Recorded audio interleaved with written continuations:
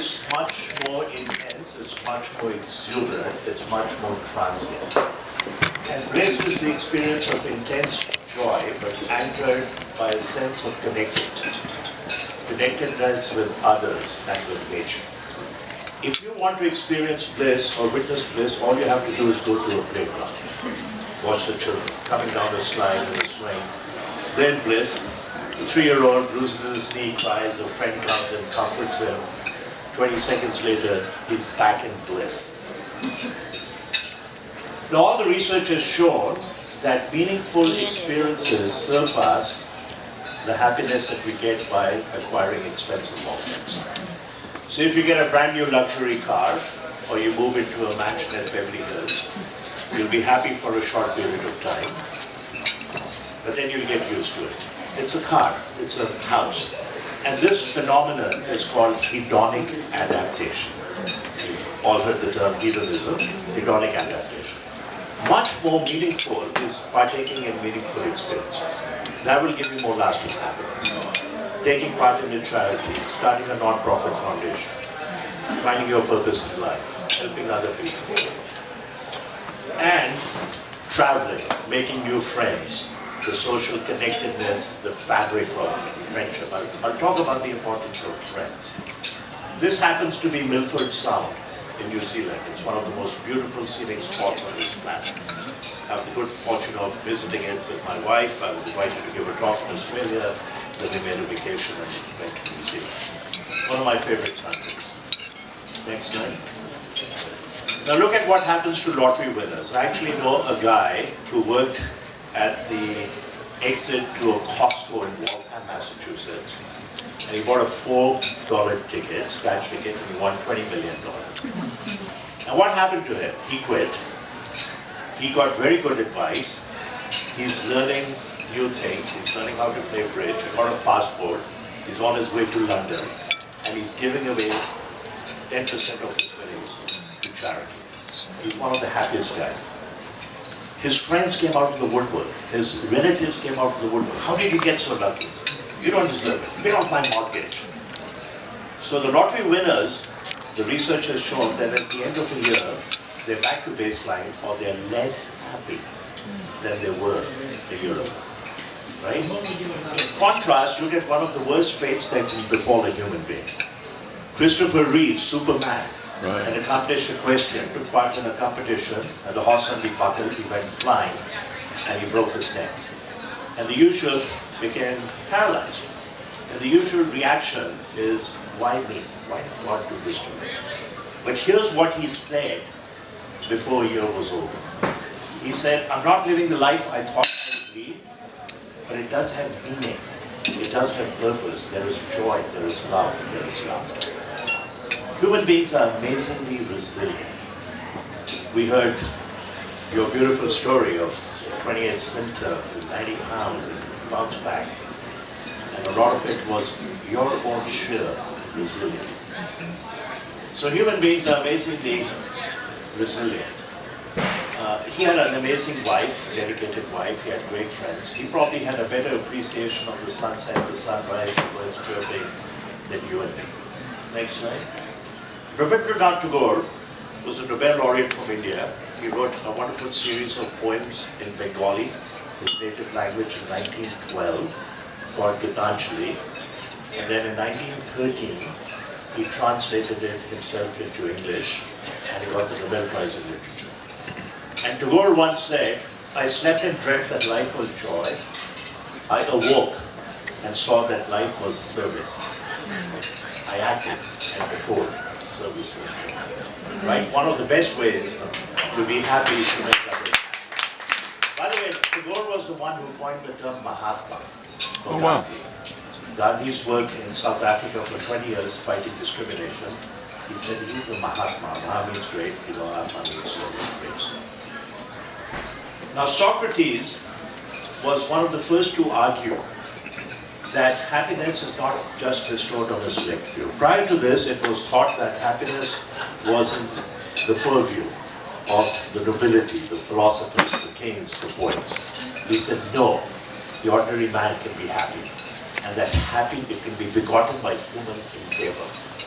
and that happiness and virtue are inextricably linked. The ancient Greeks actually did not use the word happiness. They used a term called eudaimonia, which literally translated means human flourishing. Albert Schweitzer, Nobel laureate, physician, theologian, once said, success is not the key to happiness. Happiness is the key to success. Right? Next slide. So my conclusion, a lot of research, talking to amazing, brilliant friends, colleagues.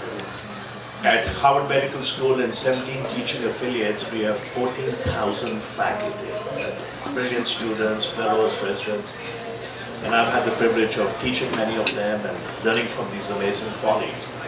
My conclusion is that the happiest people on this planet have four things in common. First is they have a cadre of good friends. Right? Your friends are your chosen family. Friend is a gift you give to yourself. Robert Louis Stevenson. Next one. Khalil Gibran, friendship is a sweet responsibility, never an opportunity. Now there's an amazing study, it's called the Harvard Grant Study. It's gone on for almost 80 years. There's no such study like this. Right? They took 600 college students, 300 went to Harvard, the others went to poor parts of Rochester and Roxbury in Boston. And they followed them. 19 are still alive. They're 92 years of age. Yearly, detailed questionnaires, physical examinations, EKG, cholesterol, C-reactive protein, functional MRI, home visits, detailed questions to the spouses. A cohort of their children are now being followed. Who was in that study? What happened to them? They became doctors, lawyers, CEOs, businessmen, skid row alcoholic derelicts. Some died of suicide. One became our president. John F. Kennedy was in that group. And what is the major conclusion of the study? Loneliness is toxic. That your satisfaction with friends and family at age 50 is a better predictor of health, happiness, and longevity 3 decades later. 3 decades later. Better than what? Your cholesterol, your blood pressure, your CRP. So I'm telling all the young doctors and medical students, I know you're busy, you have 15 minutes to see a patient, but at the end, ask them about their friends. Tell them to celebrate everything small or big. Point them to a TED Talk by Robert Waldinger. He's now the principal investigator, and he's a professor of psychiatry at Mass General at Harvard Med School. Brilliant TED Talk. And a book written by the previous principal investigator, George Valiant, The Triumph of Experience. Triumph of Experience. So friends. Second is the ability to forgive. Anyone in this room, if you're holding a grudge, I plead to you, get rid of it. The Buddha once said, resentment is like holding a hot coal with the intent of hurtling it at someone who tormented you. That person has moved on, meanwhile you're burning your hand. Gandhi said, the weak can never forgive. Forgiveness is the attribute of the strong. But to me, the prime example of forgiveness is Nelson Mandela. You know, he spent 27 years in prison. It's hard to fathom. 27 hours, days, weeks. And when he's released, he's asked a question, Mr. Mandela, do you have a resentment against your captors? And he gave the most beautiful answer. He said, I have no bitterness. Next one. I have no resentment. Resentment is like drinking poison and then hoping it will kill your enemies. Right? It will only kill you. He said, next slide, as I walked out the door towards the gate that would lead to freedom, to my freedom, I knew if I didn't leave my bitterness and hatred behind, I'd still be in prison, right? The prison of the mind. So first one is friends, second one is forgiveness. The third one is a derivative of a quote by Albert Schweitzer. Albert Schweitzer was a physician, theologian, humanitarian. Together with his wife, a nurse, he opened a hospital in Gabon, Africa. And about 8 years ago, one of the hospitals I work at, Beth Israel, in Boston, and Saurabh trained there with us, is a sister hospital of this hospital. So we celebrated the centennial. And Albert Schweitzer once said, he said, I don't know what your destiny will be, but one thing I'm certain of, the ones amongst you who will be truly happy are those who have sought and found how to serve. What many of you are doing in this room, right? So I've distilled it into 3 F's. Next slide. So we have the quote by Schweitzer. Next slide. So I've distilled it into 3 F's. Friends, forgiveness, and for others.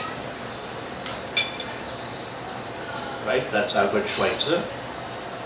Albert Schweitzer also used to believe that reverence for truth trumps everything. And one day he's a prisoner of war and he's going on a train, on a bridge, there's a river, and he looks through his window and there are hippopotami frolicking in the water, including a baby hippopotamus. And suddenly this German phrase comes across his head. And translated, it's not reverence for truth, but reverence for life. The awe we have for life. And that you and I have to have that same degree of awe. If I give you a newborn baby to hold, you cannot but want to protect it. But we have to have that same awe, respect, and love for a disfigured leper, for a person with end-stage HIV/AIDS. That was Schweitzer's legacy. So next slide. So 3 F's, friends, forgiveness, for others. But there's a 4th one, and it begins with G. Now what is it? You know it. Gratitude, right? It's not God, it's gratitude, right? And they're well-known atheists who are doing God's work. So it's gratitude. Gratitude, the word is derived from the word Latin root gratia, meaning grace, graciousness. It's a highly prized tenet in all the major religions. I'm defining gratitude as the experience of something positive gain, but coupled with the realization that somebody else was responsible for that gain. I'm grateful to be in your midst, to be inspired by all of you, to get this lovely invitation by Pankaj and the team. And I strongly believe that gratitude and compassion can be cultivated. One of the easiest ways is meditation. It comes automatically. If you meditate, you become much more grateful for all the bounties in your life. You're also much more compassionate. In the Talmud, it says compassion is the highest form of wisdom. Compassion is a verb. We have countless opportunities every day to be kind. The Dalai Lama once said, be kind whenever possible. It is always possible. He said, if you want others to be happy, practice compassion. If you want to be happy, practice compassion. Next slide. Now this is an amazing study. This is called the Catholic Nun Study. So in the 1930s, 180 nuns joined Notre Dame Convent. And the Mother Superior said to all of them, on one piece of paper, write down a little bit about what you're looking forward to. The researchers could authenticate the handwritings 60, 70 years later. And they took what they said and categorized them into low,